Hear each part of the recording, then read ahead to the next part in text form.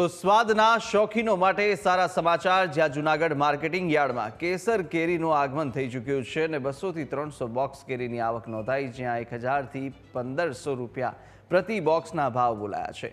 Marketing યાર્ડમાં કેસર કેરી સાથે હાફૂસ કેરી પણ જોવા મળી રહી છે।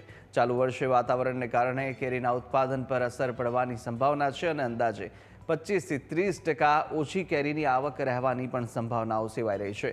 આગામી દિવસોમાં કેરીની આવકમાં વધારો થશે એટલે ભાવ વ્યાજબી રહેશે। ગત વર્ષની સરખામણી કરીએ ત્યારે કેરીની ઓછી આવક રહેવાની પણ સંભાવના સેવાઈ રહી છે। તો જૂનાગઢ માર્કેટિંગ યાર્ડની અંદર હાલ તો કેસર કેરીનું આગમન થઈ ચૂક્યું છે। 200 થી 300 બોક્સ કેરીની આવક અત્યારે નોંધાઈ રહી છે અને સાથે 1000 થી 1500ના બોક્સના ભાવ અત્યારે બોલાઈ રહ્યા છે।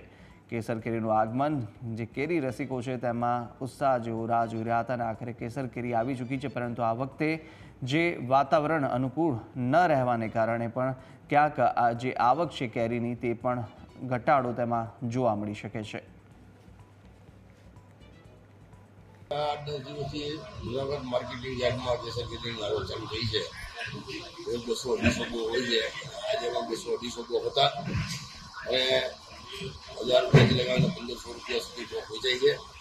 આવતા દિવસોમાં કેરીની આવક થોડી વધારે ચાલુ થશે અને આ વખતે એવું લાગતું હતું કે કેસર કેરી પુષ્કળ પ્રમાણમાં થશે, પાક સારો થશે, પણ એવું બધું પ્રોબ્લેમ અને અમુક વાતાવરણના કારણે કેરીના પાકને જબરદસ્ત નુકસાન થયેલ છે।